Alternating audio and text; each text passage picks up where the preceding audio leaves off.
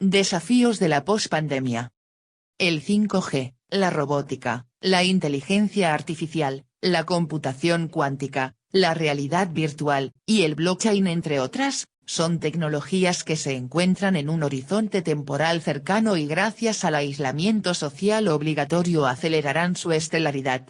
La cuarentena obligó a hogares, empresas y estados a invertir aceleradamente en conectividad, mientras que funcionó como un experimento masivo de capacitación y experimentación en nuevas tecnologías.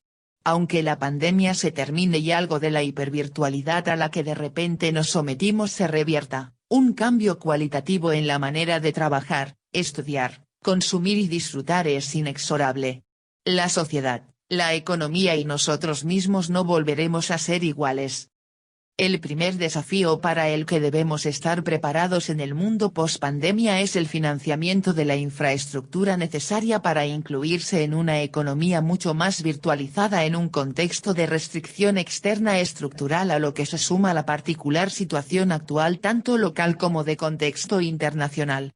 Pero pensar el desarrollo y la infraestructura debe considerar necesariamente los aspectos sociales, desde la necesidad de proveer dispositivos a precio accesible y compatible con los salarios domésticos hasta la alfabetización digital y las brechas culturales y generacionales en el uso y el acceso a la tecnología. Un segundo desafío, también en esta misma línea, consiste en revisar y adaptar el marco regulatorio sobre la tecnología que tiene décadas de atraso. Por citar un ejemplo, ni el teléfono celular ni el Internet fijo es considerado un servicio público, por lo cual las regulaciones de mercado y tarifarias resultan mucho más laxas. Sumado a lo anterior, la estructura de mercado es altamente concentrada, lo que se profundizó a partir de la fusión de Cablevisión con Telecom en 2017.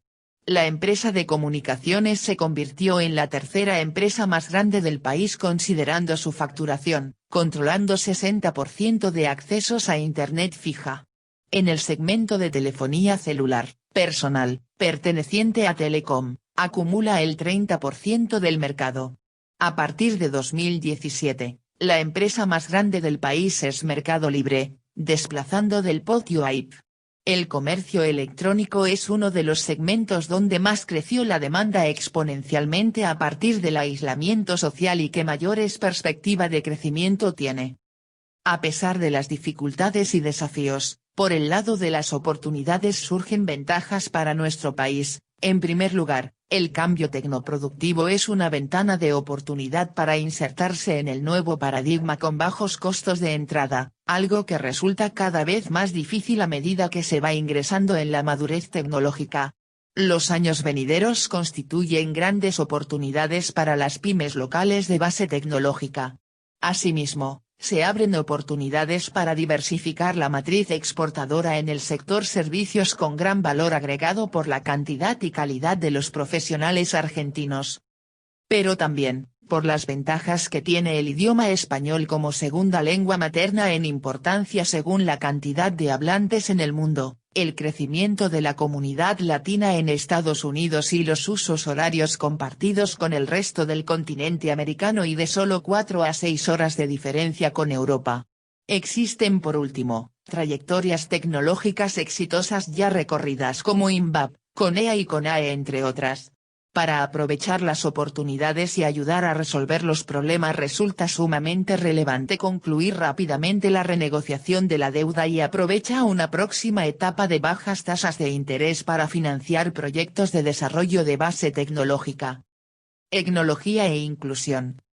El Ente Nacional de Comunicaciones, ENACOM, indica que 62,92% de los hogares tiene acceso a Internet fija, dato a diciembre de 2019, un incremento de 19,12 p.p. respecto del 43,8% que indicaba la encuesta ENTIX de INDEC para 2015. Aunque creció, este porcentaje deja a muchos hogares en una situación altamente desfavorable para enfrentar los desafíos que requiere el aislamiento y la denominada nueva normalidad.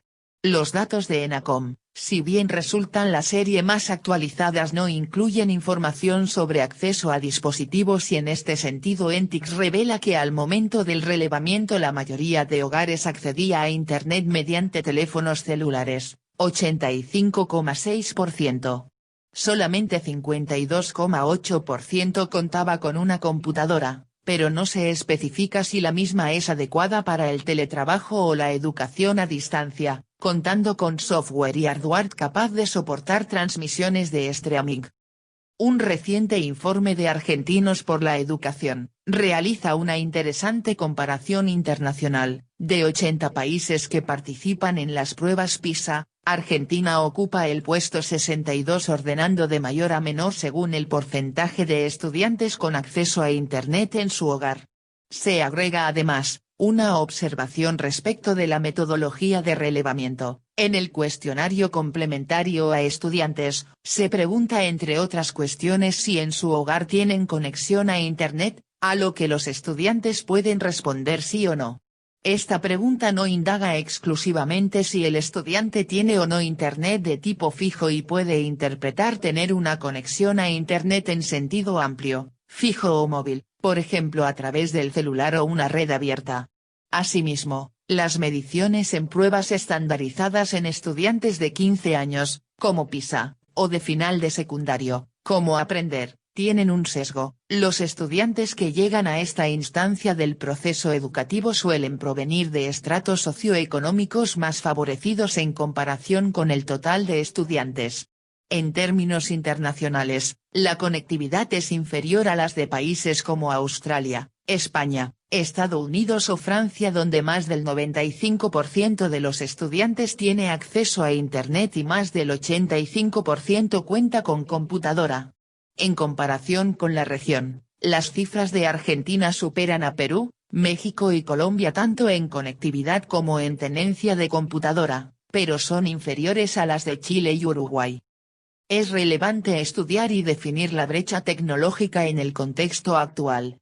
Este concepto, que hace referencia al desigual acceso a la tecnología, surgió en la década de 1980 y no cuenta con una definición unívoca, mientras para algunas interpretaciones hace referencia solamente a la dimensión de acceso a la tecnología, en otros se incluye también la alfabetización digital y las condiciones que deben darse para que el acceso sea efectivo.